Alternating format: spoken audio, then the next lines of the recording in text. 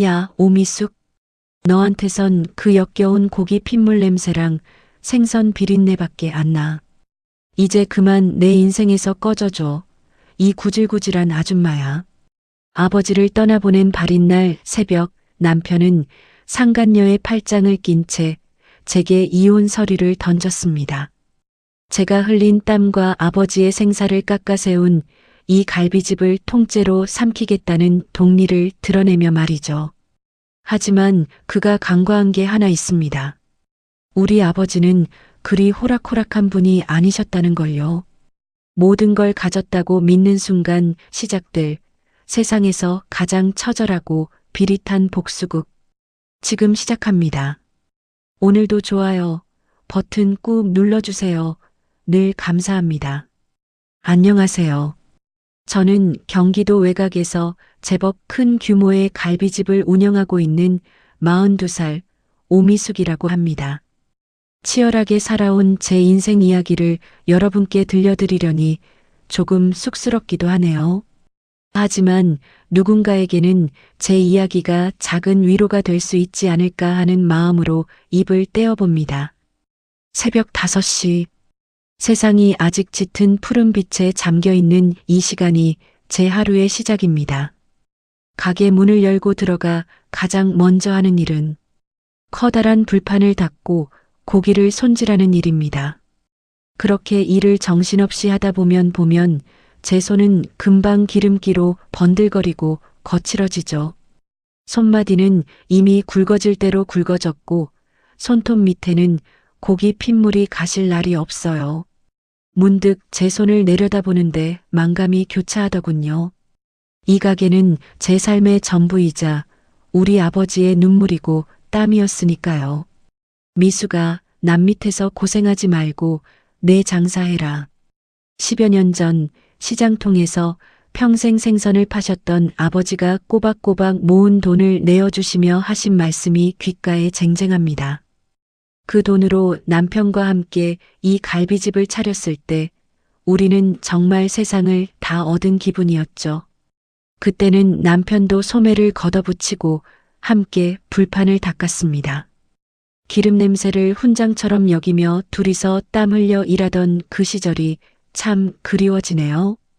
어느덧 해가 중천에 뜨고 정오가 되었습니다. 가게 안은 손님들로 북적거리기 시작하고 저는 주방과 홀을 정신없이 뛰어다니죠. 그때 식당 문이 열리며 화사한 정장 차림의 남편이 들어옵니다. 누가 봐도 성공한 중년 신사의 모습으로 말이죠. 남편은 저를 돕기는커녕 단골 손님들이 앉아있는 테이블을 돌며 인사를 건네기 바쁩니다. 어이구, 사장님, 오셨습니까? 예. 저희 고기가 오늘 유독 좋습니다. 맛있게 드십시오. 호탕하게 웃으며 악수를 나누는 그를 보며 손님들은 입을 모아 칭찬합니다. 민수 씨 같은 젊은 대표가 있어서 이 집이 잘 되는 거라고요. 그럴 때마다 제 속은 까맣게 타들어가지만 겉으로는 묵묵히 고기를 썰 뿐입니다. 한참을 생색내던 남편이 제 쪽으로 다가오더니 미간을 찌푸리며 혀를 찹니다. 야, 미수가. 너 앞치마 좀 봐라.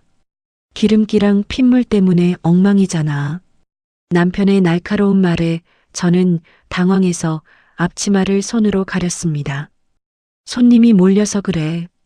여보, 당신도 온 김에 저쪽 테이블 불판 좀 갈아주면 안 돼? 너무 바빠서 그래. 제 말에 남편은 마치 못 볼 걸 봤다는 듯 뒤로 한 걸음 물러나더군요. 내가 지금 옷을 어떻게 입었는데 불판을 갈아? 나는 이 가게의 얼굴이야, 얼굴. 대표가 이런 굳은 일을 해야겠어? 그래도 점심시간엔 손이 모자라잖아.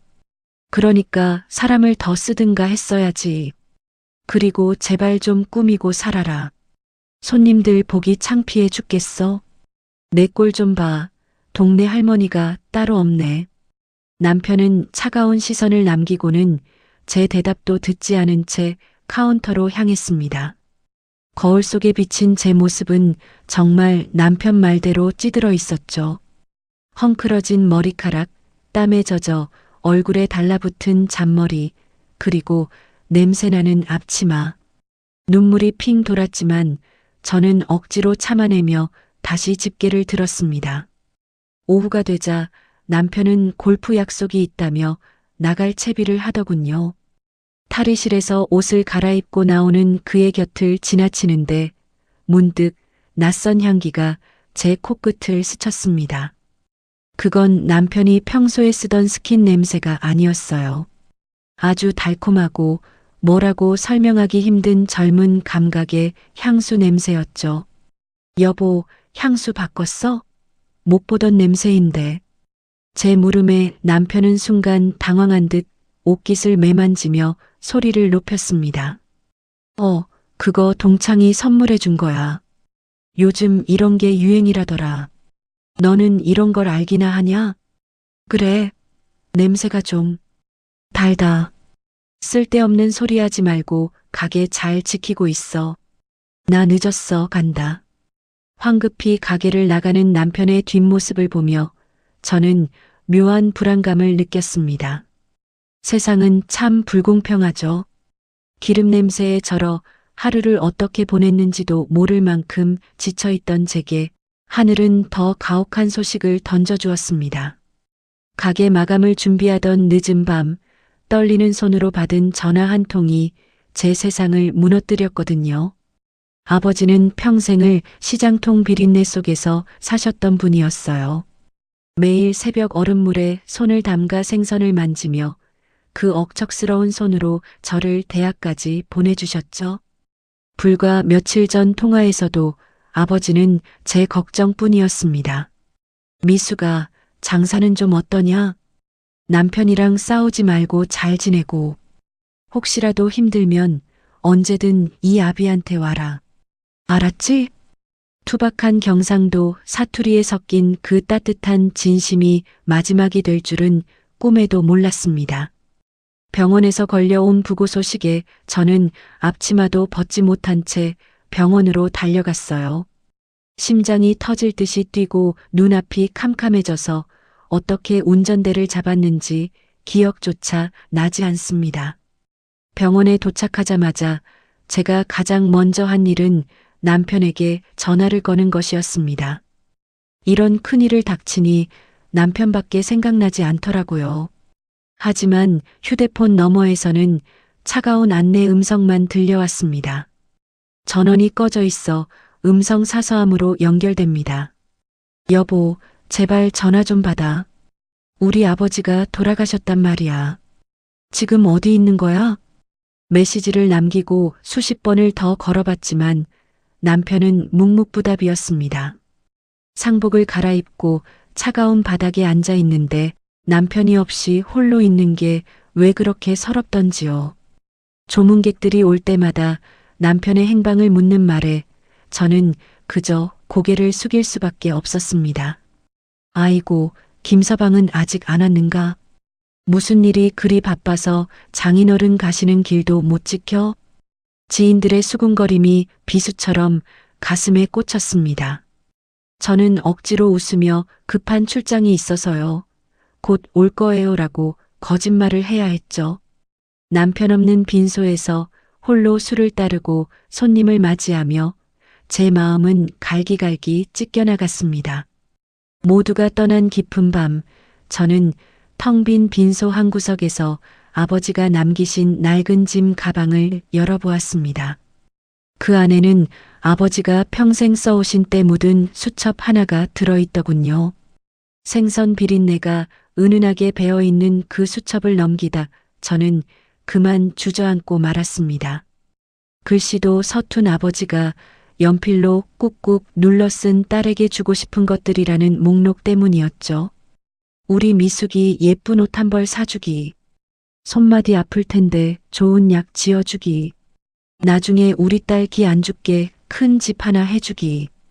삐뚤빼뚤 써진 그 글자 하나하나에 저를 향한 아버지의 눈물겨운 사랑이 담겨 있었습니다. 자신은 평생 머리 한 번 못 감고 구멍난 양말을 신으면서도 오로지 딸 자식 잘 되기만을 바라며 모으고 또 모으셨던 거예요. 아버지, 아버지, 이걸 다 적어놓고 그냥 가시면 어떡해. 나 아직 아버지한테 해드린 게 하나도 없는데.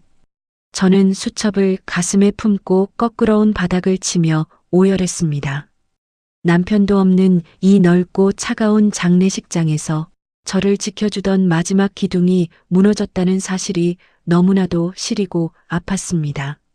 아버지가 남긴 그 낡은 수첩이 눈물로 얼룩져 글씨가 번져가는 동안에도 제 남편은 끝내 나타나지 않았습니다. 장례식장의 공기는 왜 이리도 차가운지 아버지가 팔던 그 얼음물보다 더 시린 밤이 그렇게 흘러가고 있었습니다. 아버지를 보내드려야 하는 발인 날 새벽이 밝아오고 있었습니다. 장례식장의 공기는 밤새 내린 서리처럼 차갑고 무거웠죠. 며칠 밤을 꼬박 세운 제 눈은 짓물러서 따가웠고 몸은 천근만근 무거워 손가락 하나 까딱할 힘조차 남아있지 않았습니다. 텅 빈 빈소를 지키며 남편의 연락을 기다리다 지쳐 이제는 분노보다 허탈함이 가슴을 채우고 있었어요. 장례식장 복도 끝에서 구두 소리가 울려 퍼졌습니다. 터벅거리는 소리가 아닌 아주 당당하고 경쾌한 구두 굽소리였죠. 발인을 불과 몇 시간 앞둔 그 새벽에 남편이 드디어 모습을 드러낸 겁니다. 저는 반가움보다도 대체 어디서 무엇을 하다 이제야 나타난 건지 따져 묻고 싶은 마음에 자리에서 벌떡 일어났습니다. 하지만 제 눈앞에 펼쳐진 광경은 제 상상을 초월하는 지옥 그 자체였습니다. 남편은 장례식장에 어울리지 않는 화려한 양복에 까만 선글라스까지 끼고 나타났더군요. 더 기가 막힌 건 남편의 팔에 웬 젊은 여자가 찰떡처럼 붙어 팔짱을 끼고 있었다는 사실입니다. 화려한 명품 가방을 메고 진한 화장을 한 여자는 장례식장을 마치 구경이라도 온 양 두리번거리고 있었죠. 여보, 당신 지금 이게 무슨... 이 여자는 누구야? 제 목소리가 파르르 떨려 나왔습니다. 남편은 제 물음에는 대답도 하지 않은 채 코를 킁킁거리며 인상을 팍 쓰더군요. 야, 오미숙. 여기 냄새 좀 어떻게 안 되냐? 식장 입구부터 그 지겨운 비린내가 진동을 하네. 죽어서까지 그놈의 생선 비린내로 사람 괴롭히는 건 여전하시구먼. 남편의 입에서 나온 말은 폐륜적 독설이었습니다. 아버지를 잃고 슬픔에 잠긴 아내 앞에서 그리고 돌아가신 장인어른의 빈소에서 할 소리가 아니었죠.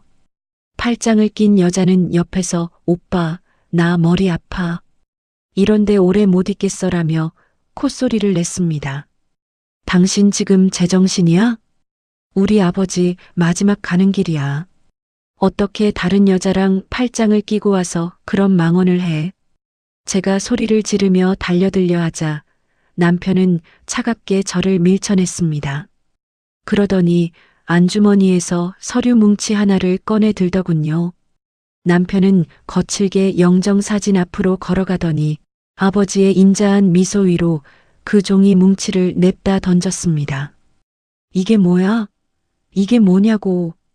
바닥에 흩어진 종이를 집어든 제 손이 미친 듯이 떨렸습니다. 그건 다름 아닌 이혼 서류였습니다. 보면 몰라. 이혼 서류야. 도장 찍어. 뭐? 이혼을 하자고? 남편은 선글라스를 슬쩍 내리더니 제 얼굴을 빤히 쳐다보았습니다. 그 눈빛에는 애정이라곤 눈곱만큼도 남아있지 않았죠. 그래. 나 이제 진짜 사랑을 찾았거든. 옆에 있는 이 공주님이랑 새 출발할 거야. 너같이 기름 냄새 나고 구질구질한 여자랑은 이제 단 1분도 같이 살기 싫어. 내 꼴 좀 봐라. 거울도 안 보고 사냐? 남편의 폭언이 가슴에 대못처럼 박혔습니다. 영정사진 속 아버지는 말이 없으신데 그 앞에서 사위라는 작자가 뱉어내는 말들은 칼날이 되어 저를 베어냈습니다. 당신 어떻게 사람이 그럴 수 있어? 이 가게 우리 아버지가 당신 믿고. 시끄러워. 아버지가 해줬든 말든 무슨 상관이야? 이제 너 같은 건 지긋지긋해. 좋은 말로 할 때 도장 찍고 꺼져. 내 인생에서 너라는 오점을 지워버리고 싶으니까. 남편은 옆에 있는 여자의 어깨를 감싸 안으며 비웃듯이 저를 내려다봤습니다. 아버지를 보내드려야 하는 신성한 새벽, 빈손은 아수라장이 되었고 제 가슴은 시커먼 숫덩이가 되어 타들어갔습니다. 남편의 차가운 눈빛과 상간녀의 조소 섞인 웃음소리가 장례식장을 가득 채우던 그 순간 저는 세상에서 가장 잔인한 발인을 준비하고 있었습니다. 아버지를 땅에 묻고 돌아오는 길은 멀고도 험했습니다. 차창 밖으로 스쳐 지나가는 풍경들이 어찌나 낯설게만 느껴지는지 마치 다른 세상에 떨어진 기분이었죠.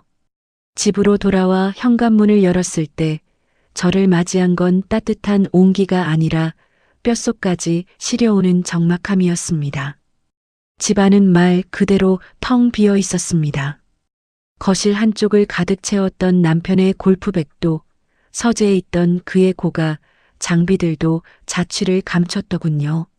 안방으로 들어가 장롱을 열어보니 남편의 옷가지는 단 한 벌도 남아있지 않았습니다. 마치 애초에 이 집에 그라는 사람이 살지 않았던 것처럼 모든 흔적이 지워져 있었죠. 바닥을 내려다보니 우리 부부가 환하게 웃고 있던 결혼사진 액자가 산산조각이 난 채 뒹굴고 있었습니다. 유리 파편이 사방으로 튀어있는 그 처참한 광경이 꼭 제 망가진 가슴속 같아서 한참을 멍하니 바라보았습니다. 제가 헛웃음을 삼키며 주저앉으려 할 때 현관문 비밀번호 누르는 소리가 들렸습니다. 당당하게 들어온 남편은 상복도 벗지 못한 저를 보며 눈살을 찌푸리더군요. 그의 손에는 이미 짐을 다 뺐으면서도 무엇을 더 챙기려는 듯 커다란 가방 하나가 들려 있었습니다. 뭐야, 벌써 왔어? 생각보다 빨리 끝났네. 남편은 거실 소파에 다리를 꼬고 앉아 저를 무슨 불청객 보듯 쳐다봤습니다. 여보, 어떻게 이럴 수 있어? 제 목소리는 이미 갈라질 대로 갈라져 있었습니다. 하지만 남편은 코방귀를 끼며 주머니에서 서류 한 장을 꺼내 테이블 위에 탁 던졌습니다. 야, 구구절절 말 길게 하지 말자. 나 성격 급한 거 알지? 이혼 서류에 도장 찍어. 그리고 분명히 말해두는데 갈비집 식당 건물하고 사업자 명의는 다 내 거야. 너의 아버지가 나 믿고 맡긴 거니까 넌 권리 주장할 생각도 하지 마. 남편의 뻔뻔한 요구에 저는 기가 막혀 말이 나오지 않았습니다. 아버지가 평생을 바쳐 일군 터전이자 제 피땀이 서린 그 가게를 홀랑 집어삼키겠다는 신보였죠. 식당이 왜 당신 거야? 우리 아버지가 나 고생하지 말라고 미천 대주신 건데 당신이 무슨 염치로 그걸 다 가져가겠다는 거야? 웃기지 마. 그동안 관리하고 운영한 게 누군데? 사람들이 다 나보고 찾아오지. 너 같은 고기 냄새 나는 아줌마 보고 오겠냐? 넌 그냥 몸만 나가. 그게 그동안 살려준 정에 대한 예우니까. 남편의 눈빛은 탐욕으로 번들거리고 있었습니다. 예전에 그 순박했던 모습은 어디에도 없었죠. 저는 분노로 온몸이 떨렸지만 이상하게도 마음 한구석에서 차가운 냉소가 피어올랐습니다.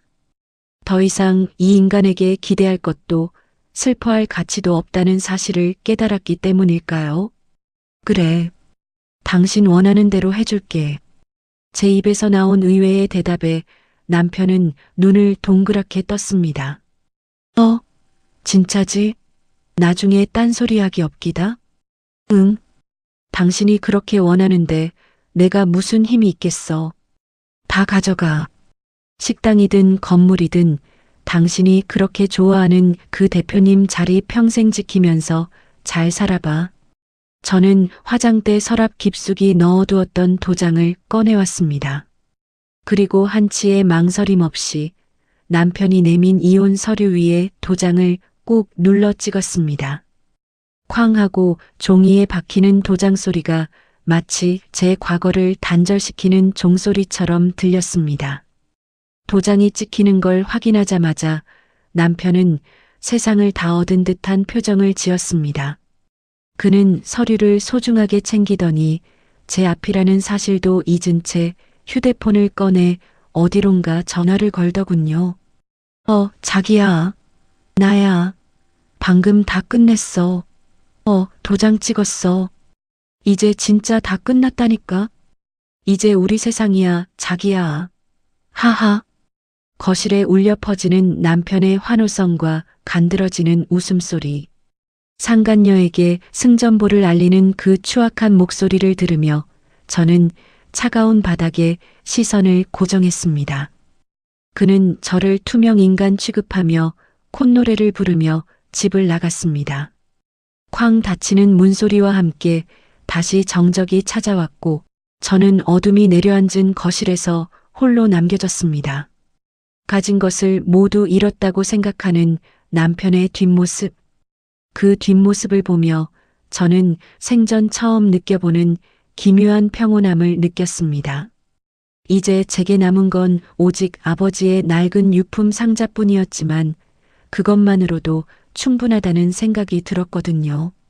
저는 떨리는 손으로 유품 상자를 열었습니다. 그 안에는 아버지가 생전에 아끼시던 통장 몇 개와 함께 빳빳한 종이 뭉치가 들어 있었습니다. 그건 다름 아닌 우리가 운영하는 갈비집 건물의 등기 권리증이었죠. 서류 위에 낯선 이름이 적힌 명함 하나가 클립으로 고정되어 있더군요. 법무법인 한결, 변호사 김진우라는 이름이었습니다. 저는 그 길로 명함에 적힌 번호로 전화를 걸어 변호사 사무실을 찾았습니다. 사무실에 들어서자 인자하게 생긴 중년의 변호사가 저를 기다렸다는 듯 맞이해 주었습니다. 오미숙 씨 되시죠? 아버님께서 생전에 미리 연락을 주셨습니다.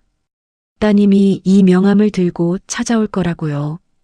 변호사는 제 앞에 두툼한 서류 한 뭉치를 내밀었습니다.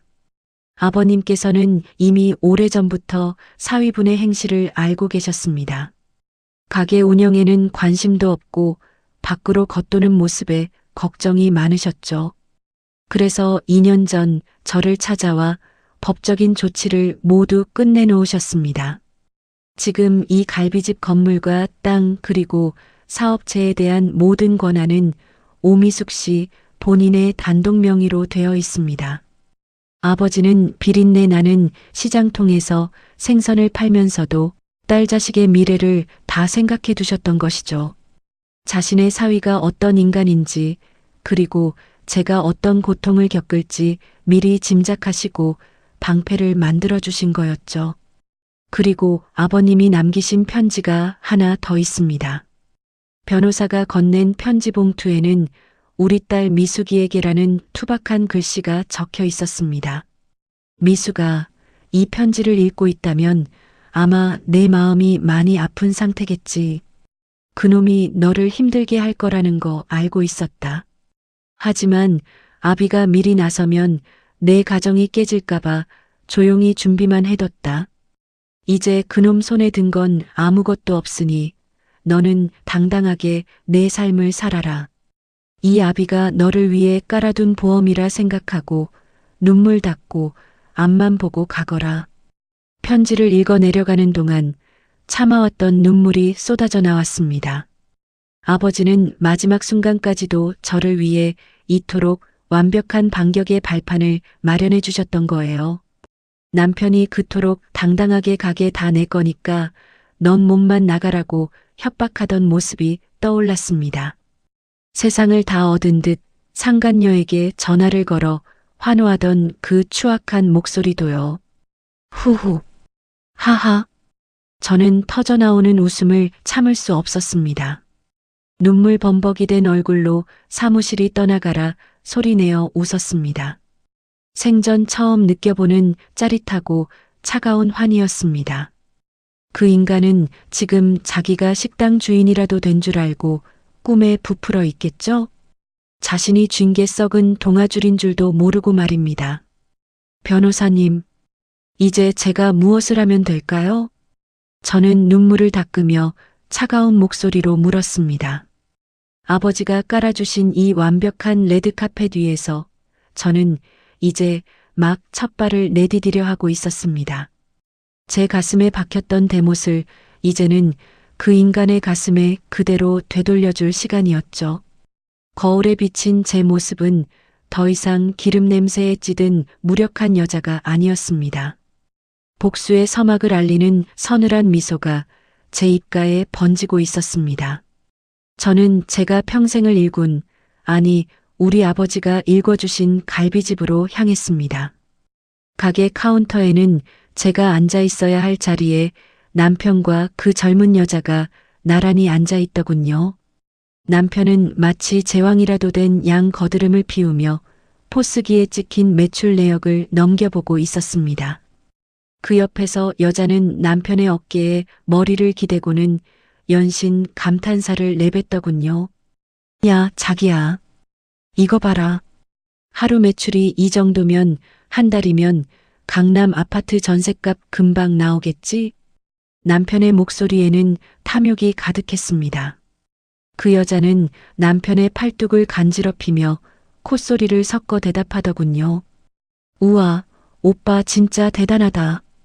이런 알짜배기 가게를 그 무식한 여자가 여태 쥐고 있었다니 오빠가 그동안 얼마나 속이 터졌을까? 말도 마. 그 답답한 여자랑 살면서 내가 이 아까운 돈들을 얼마나 썩혔겠냐. 자, 이제 우리 쇼핑 리스트나 좀 짜볼까? 너 갖고 싶다던 그 샤넬백, 이번 주말에 바로 사러 가자. 남편은 제 피땀이 서린 매출액을 보며 마치 자기 호주머니에서 꺼낸 푼돈인 양 떠들어댔습니다. 둘이서 다정하게 핸드폰을 보면서 명품 가방이며 시계를 검색하며 낄낄거리는 꼴이라니. 가슴속에서 불길이 확 치솟았지만 저는 주먹을 꽉 쥐고 지켜보았습니다. 한참을 돈 계산에 빠져있던 남편이 갑자기 주방 쪽을 향해 소리를 버럭 질렀습니다. 어이, 거기 주방 이모들 다들 홀로 나와봐. 제 손발이 되어 10년 넘게 불판과 씨름해온 주방 이모들이 어리둥절한 표정으로 홀에 모였습니다. 남편은 자리에서 일어나 뒷짐을 지고는 그분들 앞을 위협적으로 왔다 갔다 하더군요. 다들 소식 들었지, 나 이혼하는 거. 이제 이 가게 주인은 나야. 명의고 뭐고 법적으로 다 정리되어 있어요. 그러니까 이제부터 그 전 사장, 아니 오미숙 사장 노릇하던 여자 말 듣지 마. 이모 한 분이 기가 찬다는 듯 한마디 했습니다. 아니 사장님, 미숙 씨랑 같이 고생해서 키운 가게인데 갑자기 이러시면 어떡합니까? 남편은 그 말이 끝나기도 전에 탁자를 발로 쾅 걷어찼습니다. 어디서 말대꾸야. 내가 월급 주는 사람인데 말이야. 저리 싫으면 중이 떠나야지. 이제 이 가게 운영 방식도 싹 바꿀 거야. 토 달지 말고 시키는 대로 해. 알았어? 직원들에게 아나무인으로 갑질을 하는 남편의 모습은 정말 가관이었습니다. 그가 무시하는 저 이모들은 제가 힘들 때 같이 울고 웃으며 아버지가 돌아가셨을 때도 제 빈소를 지켜주신 분들인데 말이죠. 옆에 선 여자는 그 광경이 재밌다는 듯 입을 가리고 웃고 있었습니다. 어이가 없었지만 어떤 추악한 모습을 더 보이는가 싶어 저는 그 자리를 피해버렸습니다. 마감 시간이 다 되어 가게를 찾았죠. 마감이 끝난 남편은 어디서 챙겨왔는지 비싼 와인 한 병을 꺼내더군요. 그건 아버지가 아주 귀한 손님이 올 때만 대접하겠다며 아껴두셨던 빈티지 와인이었습니다. 펑하고 경쾌하게 코르크가 따지는 소리가 가게 밖까지 들렸습니다. 자기야, 축배를 들자. 드디어 우리 세상이다. 남편은 와인잔을 높이 들며 소리쳤습니다. 오빠, 축하해. 이제 우리 앞날에는 꽃길만 펼쳐질 거야. 두 사람의 잔이 부딪히며 맑은 소리를 냈고 그들은 서로의 입술에 와인을 흘려넣으며 승리의 축배를 들었습니다. 가게 안을 가득 채우는 그들의 비릿한 웃음소리를 들으며 저는 조용히 휴대폰을 꺼내 들었습니다. 마음껏 마셔도 그게 당신의 인생 마지막 만찬이 될 테니까. 차디찬 냉소를 머금은 채 저는 그들의 축배가 끝날 때까지 단 한순간도 눈을 떼지 않았습니다. 아버지가 깔아주신 레드카펫 위에 올라설 제 모습을 상상하며 저는 그 어느 때보다 차분하게 반격의 시계를 돌리고 있었습니다. 어젯밤 아버지가 아끼시던 와인까지 따며 승리의 축배를 들던 남편의 웃음소리가 아직도 제 귓가에 쟁쟁합니다. 날이 밝자마자 저는 변호사님과 함께 가장 먼저 남편 명의로 연결된 모든 사업용 카드와 계좌들을 정지시켰습니다. 가진 것이 아무것도 없다는 걸 깨달았을 때 그 인간이 지을 표정을 상상하니 가슴속에서 차가운 흥분이 일더군요. 가게 문을 닫아 걸고 변호사님과 다음 단계를 논의하던 중 전화 한 통이 걸려왔습니다. 제가 상간녀 소송을 위해 증거 수집을 의뢰했던 흥신소 직원이었죠. 남편이 상간녀를 데리고 백화점 명품 매장에 나타났다는 소식이었습니다. 직접 가서 눈으로 보지는 못했지만 수화기 너머로 들려오는 보고만으로도 상황이 눈앞에 선하게 그려졌습니다. 남편은 상간녀의 어깨를 감싸 안고 아주 당당하게 프랑스 명품 브랜드 매장으로 들어갔다고 합니다. 여자는 신이 나서 이것저것 가방을 들어보더니 가장 화려한 디자인의 백을 골라 남편에게 안겼다죠. 오빠, 이거 진짜 나랑 잘 어울리지? 나 이거 사주면 오늘 밤에 오빠가 시키는 거 다 할게. 여자의 간드러지는 콧소리에 남편은 세상을 다 가진 듯한 미소를 지으며 카드를 꺼냈을 겁니다. 당연하지. 우리 공주님이 갖고 싶다는데 그까짓 게 문제냐? 자, 여기 결제해 주세요. 남편은 점원에게 아주 거만하게 카드를 내밀었겠죠. 하지만 잠시 후 단말기를 만지작거리던 점원의 표정이 미묘하게 변했다더군요. 손님, 죄송합니다만 카드가 승인 거절로 나옵니다. 네, 그럴 리가 없는데요. 다시 해봐요. 한도가 얼마나 높은 카드인데. 남편의 목소리가 커지자 매장 안 사람들의 시선이 쏠리기 시작했고 점원은 곤혹스러운 표정으로 카드를 다시 긁어보더니 고개를 저었다고 합니다. 정지된 카드로 뜨네요. 다른 카드는 없으신가요? 그 순간 옆에 있던 상간녀의 표정은 순식간에 굳어버렸고 남편은 당황해서 다른 카드들을 줄줄이 꺼냈지만 결과는 모두 마찬가지였다고 해요. 이게 도대체 어떻게 된 거야? 내 카드가 왜 다 정지야? 남편이 매장이 떠나가라 소리를 지르는 사이 사람들은 수군거리며 그를 위아래로 훑어봤습니다.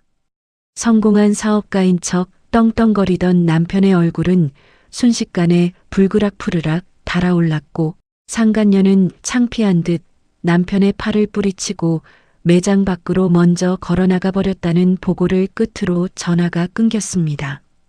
그 꼴을 상상하며 저는 입술을 깨물며 조용히 웃었습니다. 예상대로 얼마 지나지 않아 백화점에서 허둥지둥 빠져나온 남편이 상간녀와 함께 우리 갈비집으로 들이닥쳤습니다. 무슨 영문인지 확인하러 미친 듯이 달려온 것이겠죠. 하지만 가게 앞에는 변호사님과 제가 서 있었습니다. 뭐야? 당신들 누구야? 내 가게 앞에서 지금 뭐 하는 짓이야? 남편이 차에서 내리자마자 삿대질하며 고함을 쳤습니다. 저는 가게 안에서 천천히 문을 열고 나가 그에게 다가갔습니다. 아저씨, 왜 이렇게 화가 났어? 쇼핑은 즐겁게 잘했어? 제 등장에 남편은 눈을 부릅뜨며 제 멱살이라도 잡을 듯이 달려들었습니다. 오미숙, 너지? 네가 내 카드 다 정지시켰지. 이게 무슨 짓이야? 당장 안 풀어? 남편의 고함에 변호사님이 앞을 막아서며 서류 한 장을 내밀었습니다. 진정하시죠. 저는 이 건물과 사업체의 실소유주인 오미숙 씨의 법률 대리인입니다. 당신은 더 이상 이 가게의 운영 권한이 없습니다. 당장 이곳에서 나가주셔야겠습니다. 뭐? 실소유주? 이 새끼가 무슨 소리를 하는 거야? 여긴 내 장인이 나한테 물려준 내 가게라고. 남편은 발악하며 변호사님의 손에 든 서류를 뺏어 들었습니다. 하지만 서류를 읽어내려가던 그의 눈동자가 미친 듯이 흔들리기 시작하더군요. 등기권리증상 소유주명의 오미숙, 그리고 모든 수익권이 제게 단독으로 귀속되어 있다는 법적 증명서들이었죠. 말도 안 돼. 그 노인네가 나한테 다 맡긴다고 했단 말이야. 이거 다 조작이지? 네가 꾸민 짓이지. 남편은 현실을 부정하며 제 어깨를 거칠게 흔들었습니다. 저는 차가운 눈빛으로 그의 손을 뿌리쳤습니다. 이봐 아저씨, 아버지가 당신 같은 인간한테 평생 일군 재산을 그냥 줄 것 같았어? 당신이 이런 가게를 운영하지 못할 놈이라는 거 아버지는 이미 다 알고 계셨어. 당신이 가졌던 건 아버지가 잠시 빌려준 신기루였을 뿐이야. 남편의 얼굴에서 핏기가 싹 가셨습니다. 그 화려했던 정장이 어울리지 않게 몸을 벌벌 떨며 그는 멍하니 닫힌 가게 문과 저를 번갈아 쳐다보더군요. 이제 알겠어? 당신이 그렇게 무시하던 기름 냄새 나는 여자가 없으면 당신은 길바닥에 나앉을 알거지일 뿐이라는 걸. 남편은 마치 얼음 조각처럼 그 자리에 굳어버렸습니다. 식당 앞에서 모든 진실을 마주하고 돌처럼 굳어버린 남편의 얼굴을 보셨어야 했습니다. 그 당당하던 어깨는 눈에 띄게 흐느적거렸고 번쩍이던 구두는 먼지투성이가 된 채 바닥만 훑고 있었죠. 하지만 제 복수는 여기서 끝이 아니었습니다. 진정한 지옥은 가장 믿었던 사람에게 배신당할 때 시작되는 법이니까요. 얼마 전까지만 해도 남편의 팔에 매달려 온갖 교태를 부리던 그 여자의 눈빛이 순식간에 독사처럼 변하더군요. 그녀는 제 눈치도 보지 않고 남편의 가슴팍을 거칠게 밀쳤습니다. 오빠, 이게 대체 어떻게 된 일이야? 이 여자가 하는 말이 다 진짜야? 건물이 오빠 거가 아니라고? 남편은 당황해서 여자의 손을 잡으려 애를 썼습니다. 자기야, 잠시만 이게 오해가 좀 있어서 그래. 내가 금방 해결할게.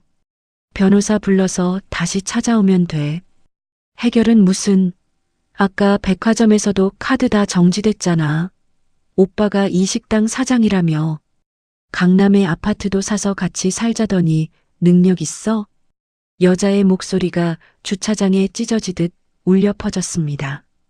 남편은 제 얼굴을 한번, 여자의 얼굴을 한번 번갈아 보더니 비굴하게 말을 더듬더군요. 아니야, 자기야. 나 믿지?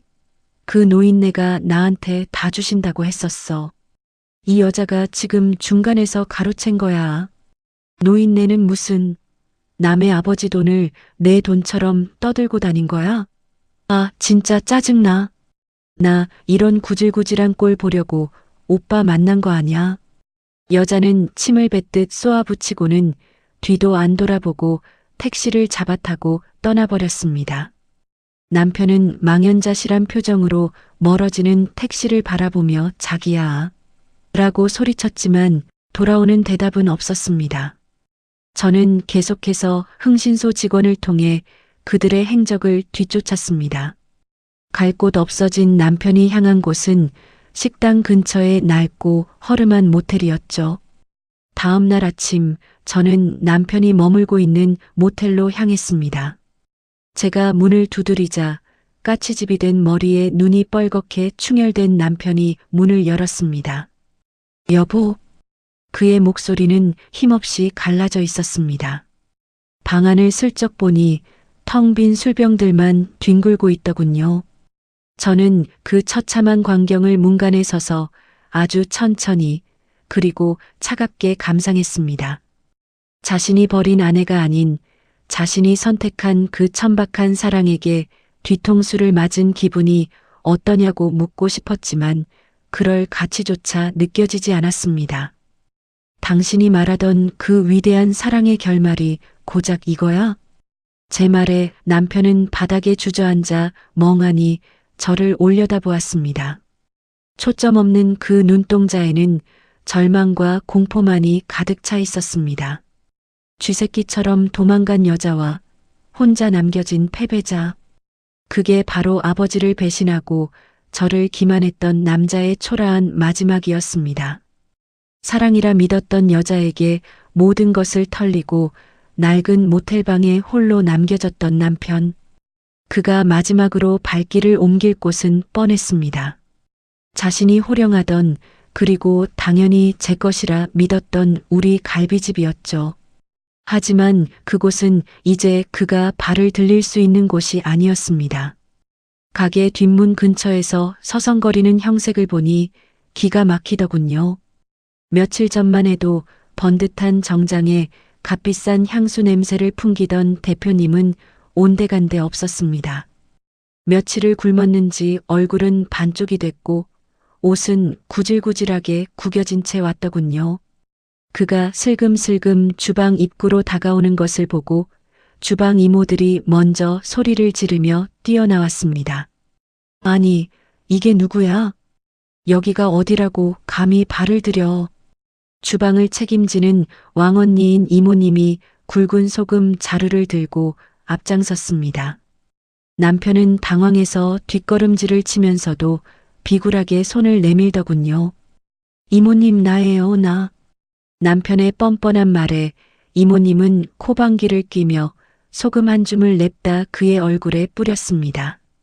누구더러 이모님이래. 주인 바뀌었다고 우리 무시하고 소리 지를 땐 언제고 이제 와서 구걸이야? 이 부정탄 인간아, 당장 꺼져. 아, 이 아줌마가 진짜 미쳤나? 내가 누군지 몰라. 남편이 눈을 비비며 소리를 지르자 다른 주방 식구들도 대걸레와 양은 냄비 뚜껑을 들고 합세했습니다. 누구긴 누구야. 우리 사장님 괴롭히던 나쁜 놈이지. 소금 맛 좀 더 볼래? 이 쥐새끼 같은 놈, 얼른 안 나가. 사장님한테 가서 무릎 꿇고 빌어도 모자랄 판에 어디서 큰 소리야. 소금 뿌려라, 소금. 직원들의 서슬 퍼런 기세에 남편은 꼴사납게 바닥을 굴렀습니다. 예전에 그가 부리던 그 가당치 않은 위세는 이제 독이 되어 그에게 돌아가고 있었죠. 지켜보던 저는 천천히 주방 문을 열고 밖으로 나갔습니다. 제 손에는 아침 일찍 시장에서 사온 검은 비닐봉지 하나가 들려 있었고요. 아저씨, 여기까지 웬일이야? 당신이 그렇게 자랑하던 그 성공한 사업가 체면이 말이 아니네. 제 목소리에 남편은 마치 구세주라도 본 듯 기어와 제 바짓가랑이를 잡으려 했습니다. 미숙아, 오미숙, 제발 내가 잘못했어.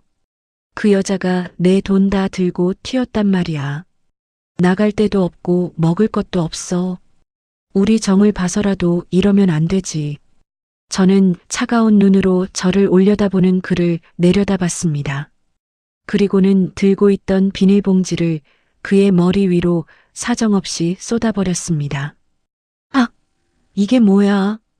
봉지 안에서 쏟아져 나온 건 아버지가 생전에 시장통에서 팔던 비린내 나는 생선 대가리들이었습니다. 핏물이 섞인 얼음물과 함께 썩은 생선 냄새가 남편의 머리부터 발끝까지 뒤덮었죠. 당신이 평생 무시하고 조롱하던 우리 아버지의 냄새야. 비린내 난다고 구질구질하다고 당신이 그렇게 질색하던 거잖아. 어때? 당신이 버린 그 구질구질한 아내가 주는 선물이야. 실컷 맡아봐. 남편은 자기 몸에 달라붙은 생선 대가리들을 보며 경악했습니다. 미끈거리는 생선 눈알이 그의 옷깃에 걸려 있었고 역한 냄새가 주차장을 가득 채웠죠. 당신 진짜 미쳤어? 어떻게 사람한테 이런 짓을 해? 사람? 상복 입은 아내 앞에서 상간녀 팔짱 끼고 이혼 서류 던지던 당신이 사람이야? 아버지가 지켜주신 이 가게에서 당신 같은 비린내 나는 인간은 필요 없어. 당장 내 눈앞에서 사라져. 저는 이모들에게 신호를 보냈습니다. 이모들이 다시 물바가지를 들고 나오자 남편은 생선 대가리를 주렁주렁 매단 채 쥐새끼처럼 길바닥으로 도망치기 시작했습니다. 그가 지나가는 자리마다 역한 비린내가 진동을 했고 지나가던 행인들은 코를 막으며 그를 피하더군요. 길바닥으로 쫓겨나 울부짖는 남편의 뒷모습을 보며 저는 처음으로 가슴속 응어리가 조금은 가라앉는 것을 느꼈습니다. 아버지가 팔던 그 생선의 비린내가 오늘따라 제게는 그 어떤 향수보다 향긋하게 느껴졌습니다. 이제 정말 이 지긋지긋한 인연의 끝이 보이고 있었습니다.